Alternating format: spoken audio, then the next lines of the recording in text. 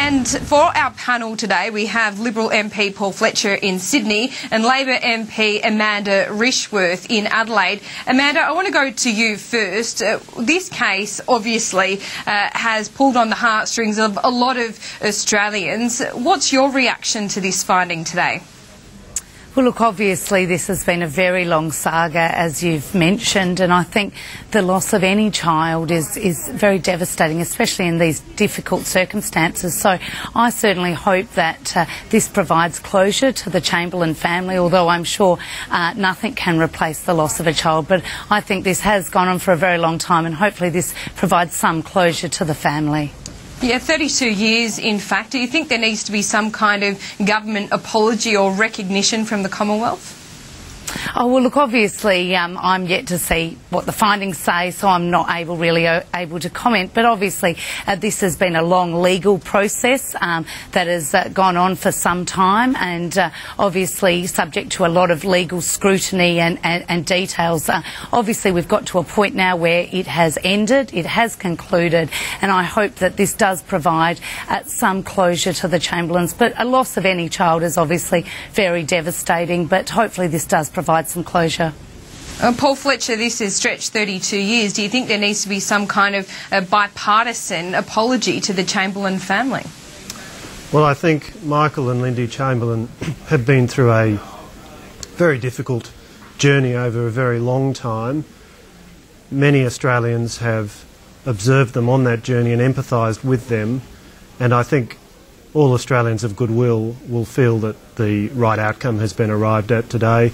And all of us, I think, will share the sentiments that the coroner expressed very well today, that we continue, over 30 years later, to feel sorry and share in their sorrow at the loss of Azaria.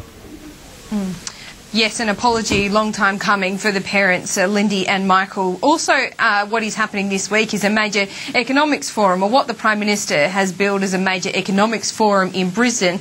Amanda Rishworth, will there be any announcements out of this, or is this all just a bit of a staged event?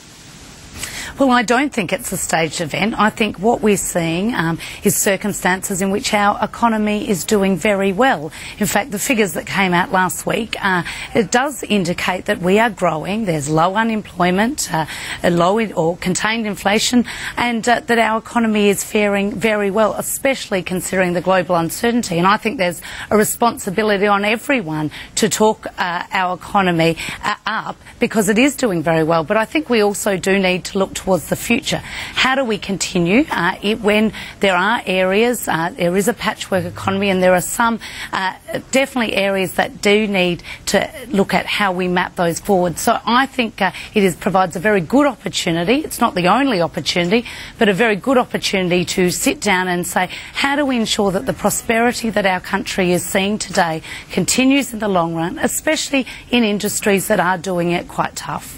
But some of the major players aren't even going. Campbell Newman, it's in his own state, it's in Brisbane, and he couldn't even find the time to do it. So how major is it really? Well, look, we've got plenty of people coming, people that have not agreed with the government in the past, such as the BCA and ACCI, that are making the time because they see this as critical to mapping out the future and talking about these future challenges. It's incredibly disappointing that Campbell Newman can't find time to come and look at the future of the economy, especially when he does represent areas that aren't doing it so well. His state does have tourism as a major focus that is finding it difficult with the high Australian dollar. So I would hope that Campbell Newman, the offer is still open to him, I hope that he will make time to actually come and importantly sit down and discuss where we might go as a country into the future. Paul Fletcher, a lot of things are being discussed at this forum, like Australia's role in the global economy and also the skills shortage. Isn't this something that Campbell Newman should be at, and the rest of the Conservative premiers, perhaps Barry O'Farrell and Colin Barnett as well? Well, look, if you're going to have a stunt and a sideshow, you'd better do a proper job of it. Unfortunately, Julia Gillard hasn't got Kate Blanchett. She hasn't got Hugh Jackman. Those were mistakes that Kevin Rudd didn't make with the 2020 summit. If you're going to have a sideshow, and this is, let's be frank, this is a sideshow, this is a stunt, this is an attempt at distracting the media and also getting the focus off the fact that Julia Gillard is in diabolical trouble. But isn't the economy a legitimate thing to be talking about at the moment, given the GDP figures from last week and also the jobs figures? This is some good news for the government. There are two separate issues here. Getting a focus on economic management and capitalising on the opportunities that Australia has is critically important. Unfortunately, this government is completely incapable of doing that, and it's incapable of taking the one essential first step, which is to revoke the carbon tax, which is woefully inappropriate at this stage of the economic cycle. So is there a challenge of economic management and ensuring that Australia capitalises on its opportunities? Absolutely. Is this sideshow and stunt anything at all to do with the task of properly managing Australia's economy and seizing the opportunities that we face? Absolutely it is not. Amanda Rishworth, another poll out today. It hasn't really moved for Julia Gillard. It hasn't moved for the coalition either. But having a look at this poll and seeing that billions of dollars of compensation payments to do with the carbon tax have already flowed into bank accounts, shouldn't this have showed a bit of a boost for Julia Gillard and the Labor Party? Well, look, we have always said that we will get the difficult things done at the beginning of the term, things that are in our national interest, and what we're seeing is some of the carbon pricing is legislation's in, and now we're seeing some of the economy is strong, and now we're seeing some of the benefits flow. But we've never said that this is going to be easy. Doing what's in the national interest is not always easy, but we will continue to work hard. There's a lot of work to be done. We'll continue to work to do that. We have seen some improvement in the poll, but we've got we do have a long way to go, and we'll be continuing to work this. But we've never said that this is going to be easy. We've determined, though, to act in the national interest. And when it comes to the economy, which, Paul, unlike you, I do think it's worth talking front and centre. We do want to continue that we're managing it so that it continues to stay strong and in the best interests of all Australians. Paul Fletcher, this poll, as I mentioned, hasn't really moved for the coalition, and Tony Abbott is continuing to rail against things like the carbon tax, the mining tax. Does this show that people have perhaps stopped listening to both Julia Gillard and Tony Abbott? Polls come and polls go. The coalition is getting on with the job of focusing on the real issues that this government ought to be dealing with and laying out alternative plans for dealing with those. If we come to power, you will see much more capable economic management. You'll see fiscal discipline rather than the profligacy which has characterised this government. And you'll also see the vital step of removing the carbon tax, rolling it back, because that is an impediment on Australian industry and on the Australian economy, which none of our competitors share.